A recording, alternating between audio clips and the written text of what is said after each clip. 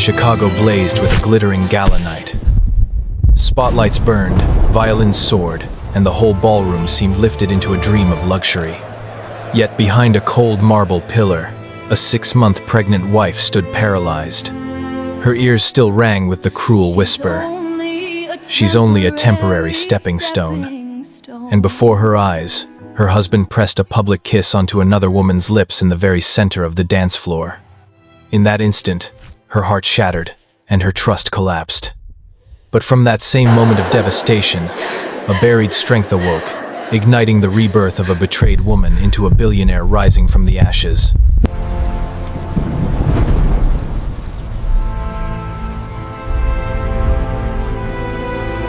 Before she bore the name Eleanor Hayes, all of Chicago knew her as Ella Whitford, the only daughter of the Whitford family, the banking empire worth tens of billions. That name once filled the covers of financial magazines, splashed across gossip columns chasing after extravagant galas. But beneath the glitter, Ella lived in suffocation. Dinners at the long white-clothed table were never places of family warmth, but mini-board meetings, where every word, every glance, even every laugh was measured and weighed. Ella despised it all. That was why she decided to cut ties, changing her name to Eleanor Hayes, renting a small apartment in Lincoln Park, and starting over as a nobody. Here, no one cared who her father was, no one inspected the brand of her shoes, and no one placed the burden of carrying on a financial empire upon her shoulders. On her first day stepping into the neighborhood's public library, Eleanor felt as if she had finally drawn a breath after years of being bound tight.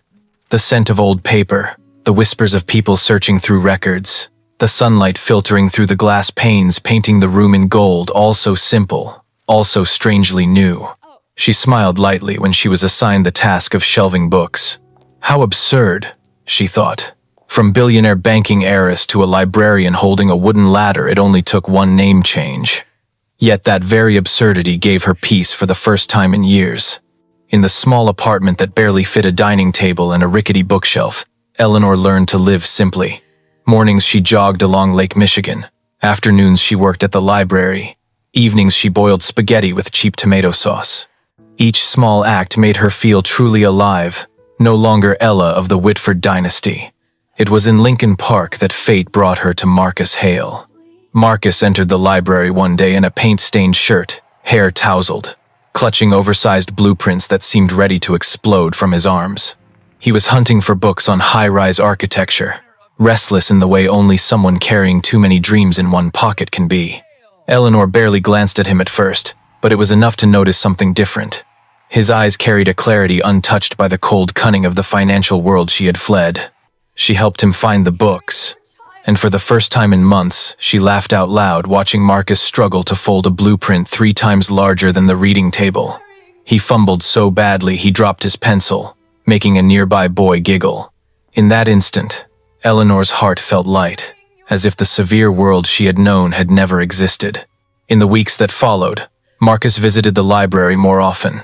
Sometimes he said he needed reference materials. Sometimes he claimed he'd forgotten notes. Eleanor knew the real reason wasn't in the stacks. Yet instead of pushing him away, she let the simplicity seep into her life. Autumn in Chicago carried the scent of cold wind mixed with roasted chestnuts, and sometimes Eleanor found herself walking beside Marcus under trees aflame with color. He spoke of dreams to build towers that touched the sky, not to leave a mark with money, but with a new skyline for the city. She listened, admiration stirring within her, laced with gentle irony.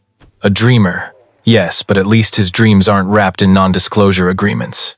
On late nights, Marcus sketched while Eleanor quietly made hot chocolate and set it beside him. They didn't need many words. Presence was enough. Slowly, Eleanor began to believe love could be that simple without mansions, without galas. She guarded her true identity carefully, not because she didn't trust Marcus, but because she feared the name Whitford would stain their love with calculation. For once in her life, she wanted to be loved as an ordinary woman, not as a walking checkbook. At times, the mirror reflected the shadow of Ella Whitford, the chandeliers, the whispered schemes, but she pushed it away by pulling her coat tighter, buying toast on the street, laughing with the vendor. She chose Eleanor Hayes, and believed it was the only life worth living. What surprised Eleanor most was that Marcus never pried too much about her past. He seemed only to care whether she laughed at a movie, tapped her fingers to jazz in a cafe, or argued with him over whether Gothic or modern architecture was more beautiful. That simplicity became her refuge. Yet beneath the quiet exterior, a massive secret lay dormant: the Whitford legacy, the fortune all of Chicago coveted, the power that could shift the fate of the city itself. Eleanor thought she could bury that secret forever, but life never allows peace for long. The early years of their life together were simple yet brimming with happiness. In the small apartment by the Chicago River, Eleanor often sat by the window, watching the afternoon light ripple across the water like a shimmering mirror. Beside her, Marcus spread long blueprints across the floor, pencils rolling about, wild sketches slowly forming into structures. At times, he would frown in frustration, and Eleanor would lean down, carefully correcting a small detail. Sometimes she would add a gentle curve Marcus hadn't thought of, and those very touches made his designs come alive. When the Skyline Spire project a competition to design the tower that would reach the sky of Chicago was announced, Marcus threw himself completely into it. Day and night, he sketched, revised, tore up drafts, and rebuilt ideas on paper. Eleanor patiently sat beside him, brewing coffee, organizing notes, and offering unexpected suggestions that changed everything. She never needed credit, only the joy of seeing him light up when his dream edged closer to reality. And then, miraculously, Marcus won. All of Chicago hailed him as the brilliant young architect. Eleanor smiled quietly, her heart swelling with pride. Yet she kept her distance. She wanted Marcus to succeed by his own merit, not under the shadow of the Whitford name. In those first days of glory, Marcus was consumed by interviews and architectural banquets. Eleanor stayed outside the spotlight, content to tidy the apartment, scribble notes on his next draft, and smile at the sight of his name in print. Her happiness was this simple: to sit in the wings, watching Marcus shine. One autumn morning, the cold wind from Lake Michigan rushed in, carrying the scent of dry leaves and the distant sound of train whistles. Eleanor stood in the bathroom, her hand trembling as she held a pregnancy test. 2 crimson lines appeared clearly. She froze, then tears spilled down her cheeks like a sudden spring. In that instant, the world became crystal clear, not the dew on the window pane, but the image of a tiny life beginning to grow inside her. She stepped into the living room, gazing at their cramped apartment, which suddenly felt warm like a true home. In her mind's eye, she saw Marcus holding their baby in his arms, saw herself rocking the child to sleep by the window, saw the 3 of them walking beneath rows of golden leaves. Those sweet visions made her heart tremble with each beat, like a melody written just for her. From that day on, Eleanor changed. She took better care of herself, tucked pregnancy books secretly into a drawer, and quietly rested her hand on her belly each night. Sometimes, while Marcus was absorbed in his drawings, she would burst into soft laughter, imagining how clumsy he would be upon hearing the news. He had once knocked over an entire box of watercolors just trying to steal a kiss on her cheek. Surely, as a father, he would be 100 times more awkward. The thought made her laugh through tears of happiness. Every step she took through the streets of Chicago now carried new meaning. When she saw parents walking with their children in the park, she saw her own future reflected there. A small, modest family, but one that was full. For the first time in years, she felt she had truly found where she belonged.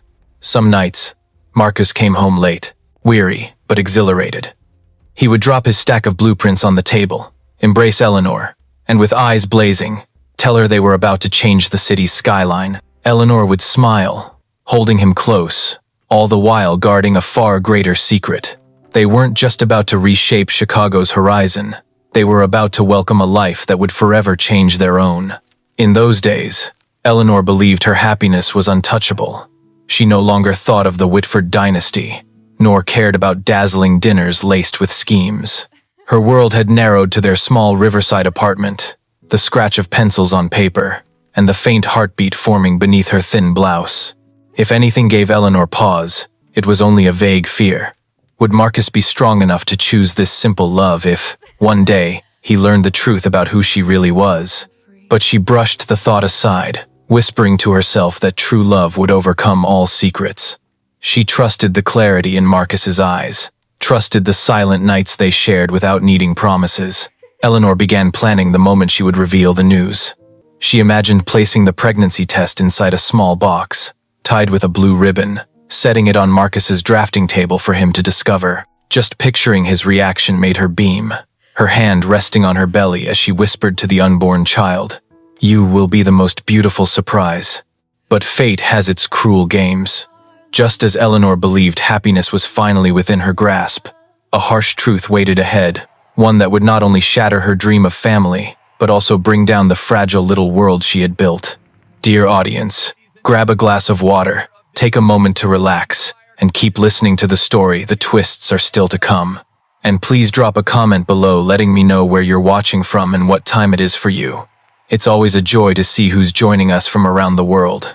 Drop a 1 in the comments if you find this story gripping, so we can keep bringing you more captivating tales. Crystal chandeliers rained down like thousands of stars, scattering shimmering light across the ballroom of the Palmer House Hilton. The strains of violins blended with the clink of crystal glasses, creating the perfect soundtrack for extravagance.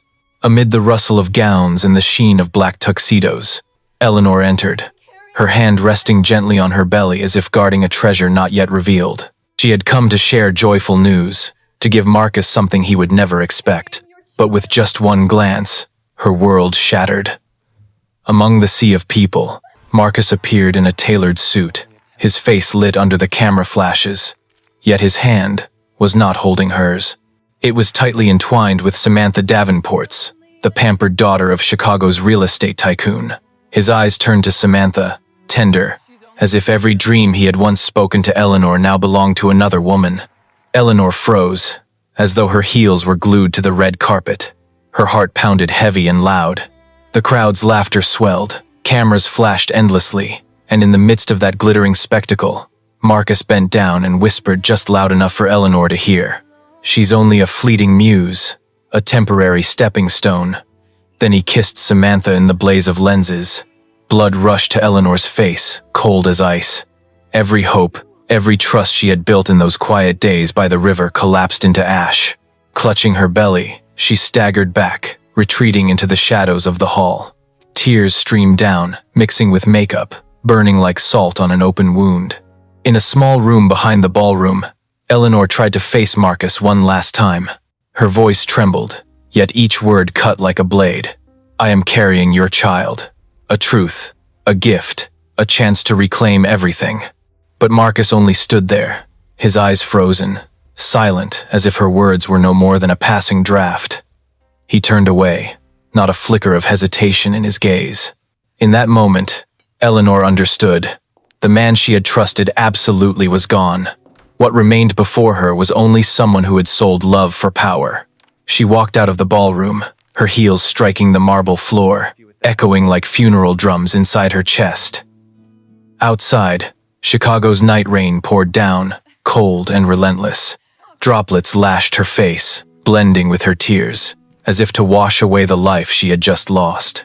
Eleanor stood still, her hand over her belly, feeling clearly the tiny heartbeat within a rhythm, strong, defiant, reminding her she could not fall. That night, in the small riverside apartment, Eleanor sat alone in a chair, staring at a room once filled with laughter, now hollow and silent.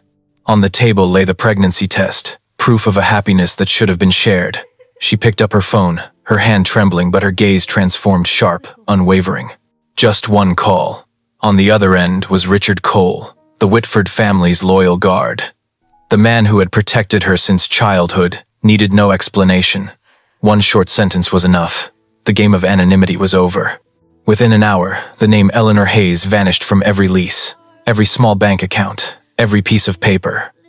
In its place returned the name Chicago once knew, once revered, Ella Whitford. As she signed the reinstatement of her identity, Eleanor felt the weight of a mask lifting. Her fingers shook, not from fear, but from resolve. She had once run away seeking love, but when love betrayed her, she would return not hidden, not anonymous, but as herself. Outside, the rain had not stopped. City lights fractured on wet pavement like thousands of mirrors reflecting a new self. Eleanor rose, stepped to the window, and saw her reflection staring back. eyes swollen from crying, yet in their depths glowed a cold, fierce light so different from the gentle woman who had once only stood behind her husband's dreams.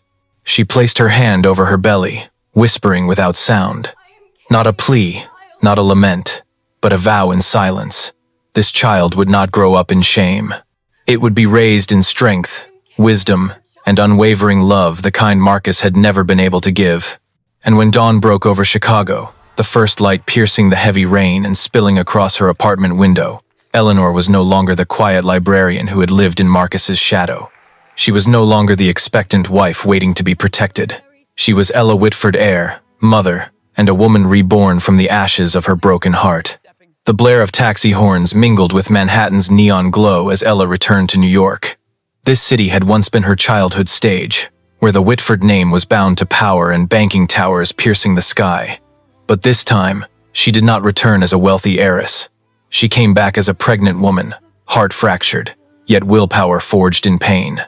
Whitford Global's skyscraper loomed over Park Avenue, its glass windows catching the evening light like a lighthouse of power. Ella looked up, her hand resting lightly on her belly.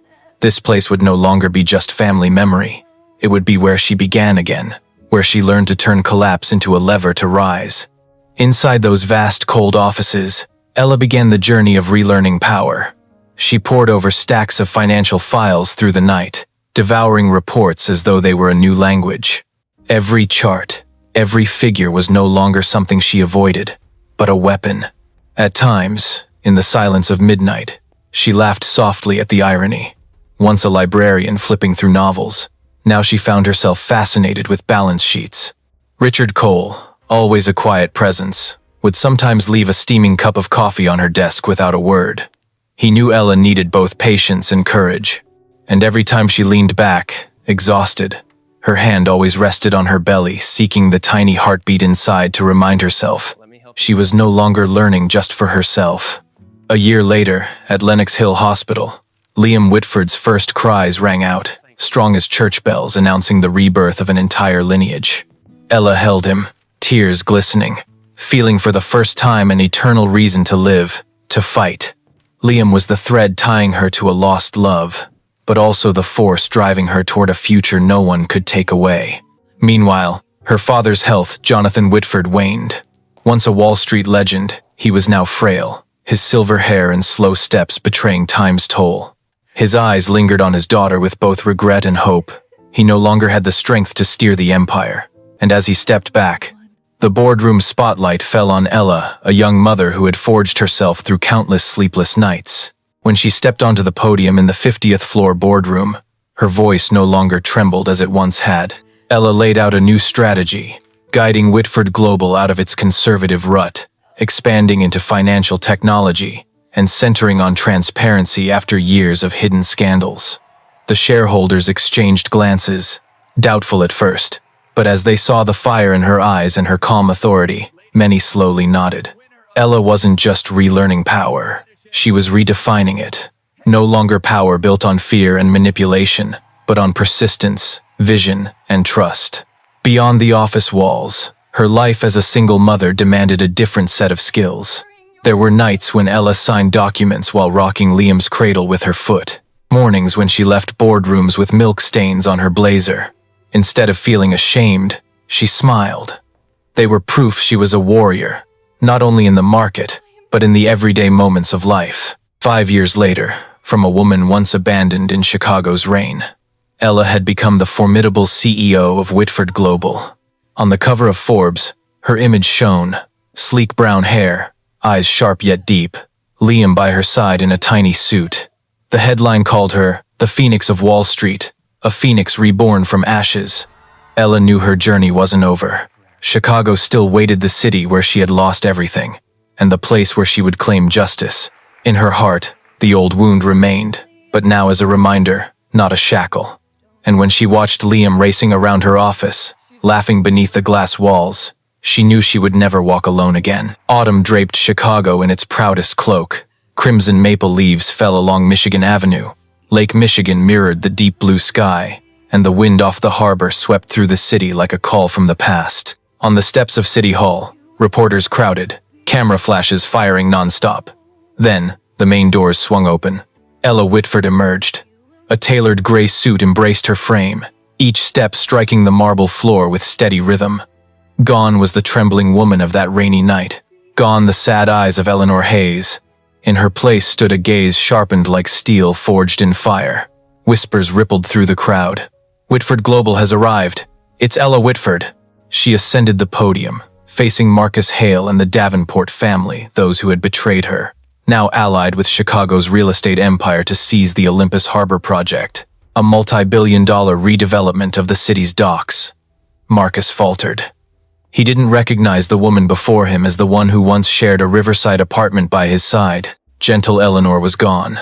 Standing here was a queen of finance. The council chamber became a grand theater, every eye fixed on this public rematch.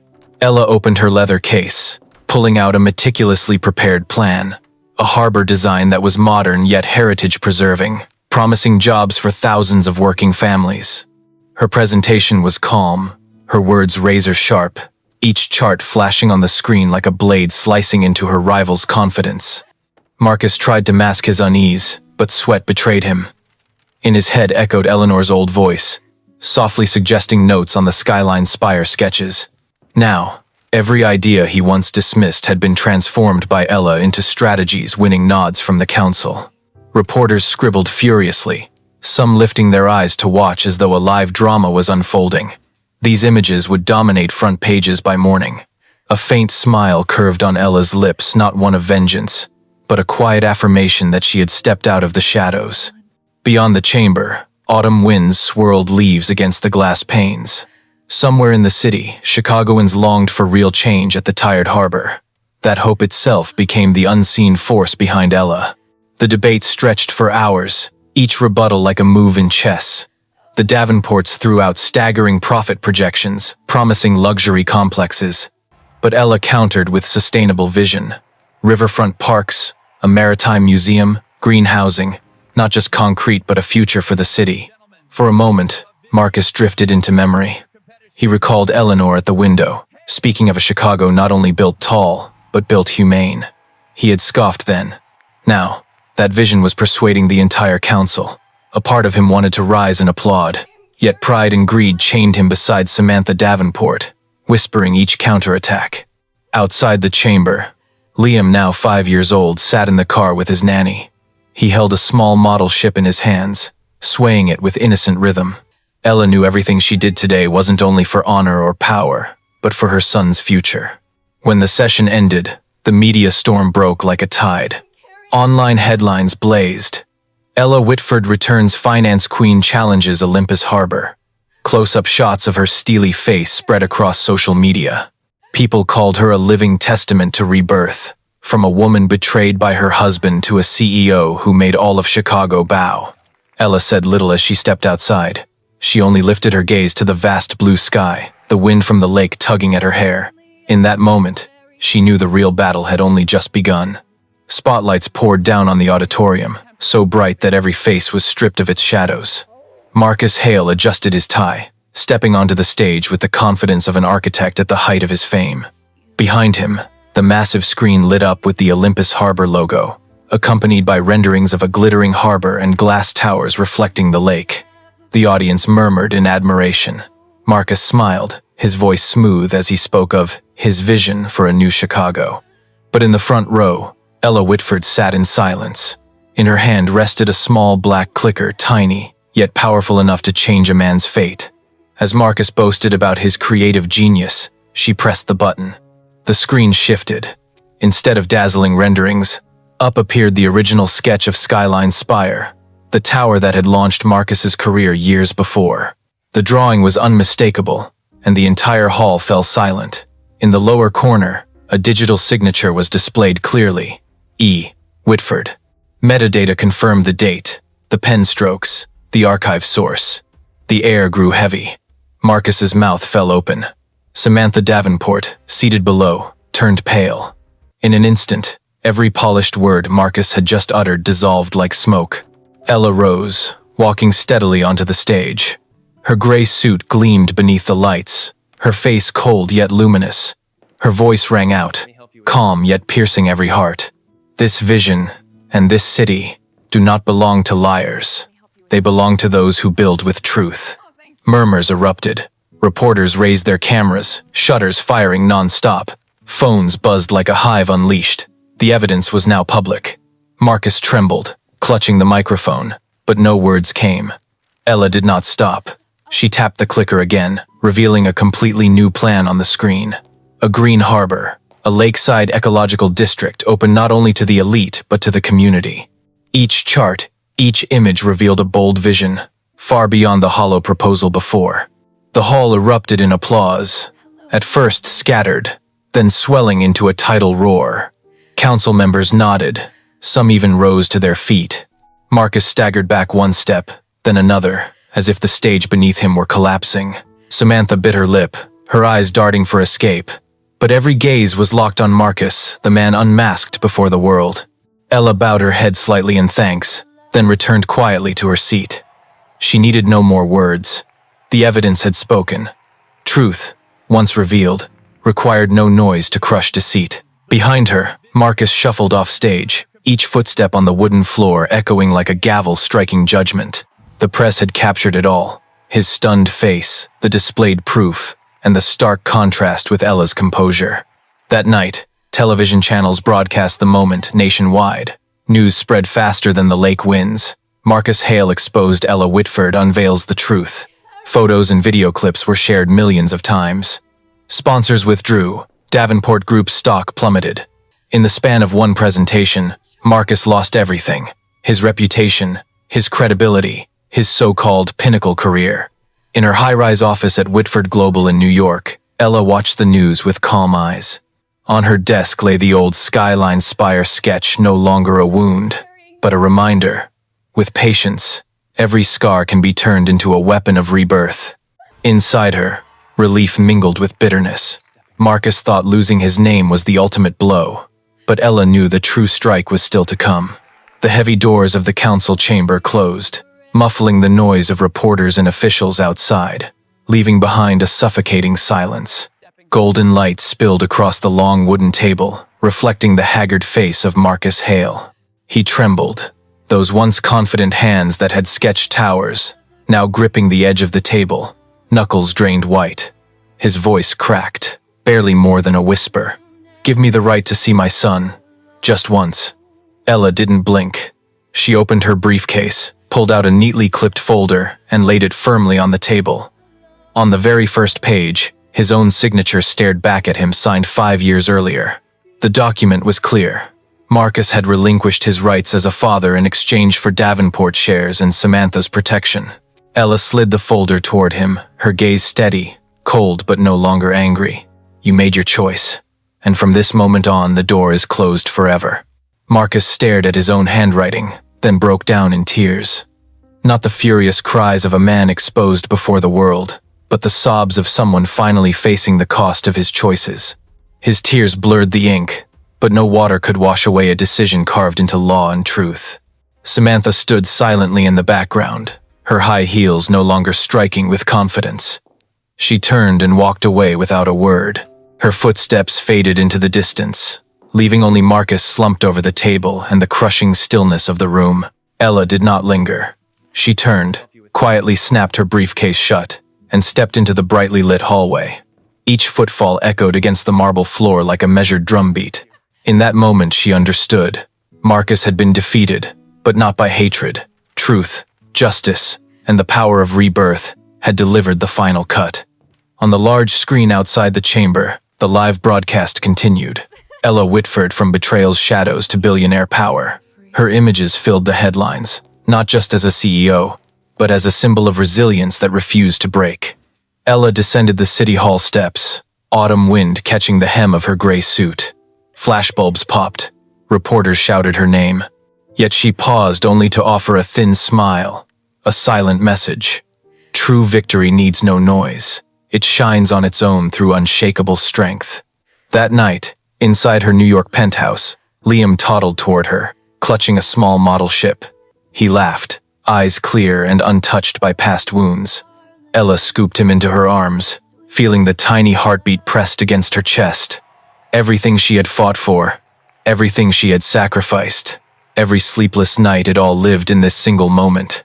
In the high floors of Whitford Global, the nightlights spread across glass walls, casting a glow over the plans waiting for her signature. The Whitford Empire was no longer merely a bank. It had become a monument, built on the determination of a woman once dismissed, betrayed, yet reborn from ashes. Ella looked out at the New York skyline, its lights flickering like thousands of candles. She knew the greatest battle lay not in council chambers or boardrooms, but in raising Liam to become whole. He would grow up in light, not in the shadows of lies. Still, one question hovered in her mind and in the hearts of all who followed her story. When Liam comes of age, will he choose the shadow of the father who betrayed him, or step into the light with his mother, the billionaire who rose from the ashes?